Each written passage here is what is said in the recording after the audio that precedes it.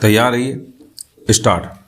2 दर्जन से अधिक MLP अपीलों के माध्यम से परक्राम्य लिखित संशोधन अधिनियम 2018 के द्वारा मूल अधिनियम 1881 में जोड़े गए धारा 148 के नए प्रावधान के उस उपबंध की वैधता को चुनौती दी गई थी, जिसके अंतर्गत प्रथम अपीलीय न्यायालय मुख्य मामले में विद्वान अतिरिक्त सत्र न्यायाधीश पंचकुला ने अपीलार्थी अभियुक्त को अनादरित चेक धनराशि का 25% धनराशि प्रतिकर के रूप में भुगतान करने का निर्देश दिया था और इस मामले के साथ अन्य मामलों का भी निपटारा करते हुए पंजाब एवं हरियाणा उच्च न्यायालय ने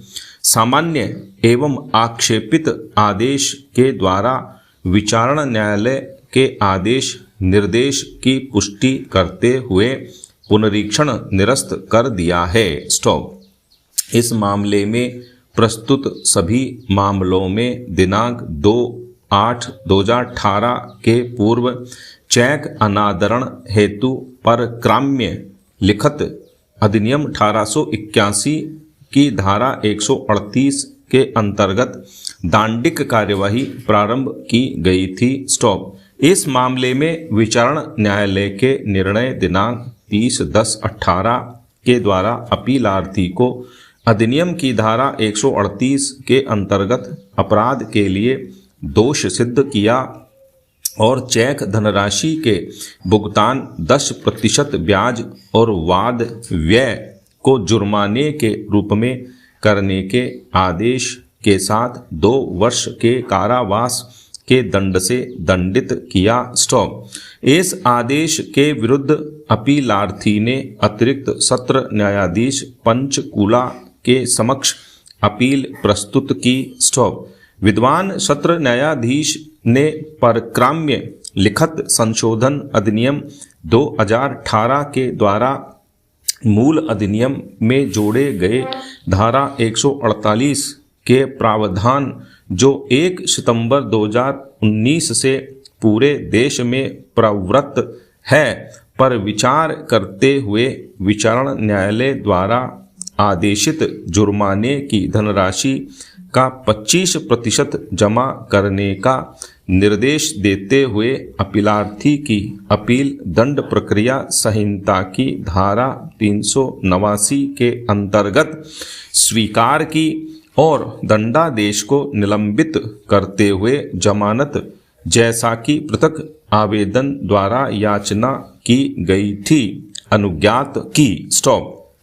25% धनराशि जमा करने के इस आदेश को अपीलार्थी के द्वारा उच्च न्यायालय में इस आधार पर चुनौती दी गई कि 1 सितंबर 2019 से प्रवृत्त धारा 148 के प्रावधान को इसके पूर्व प्रारंभ दांडिक कार्यवाहियों पर लागू नहीं किया जा सकता है। स्टॉप।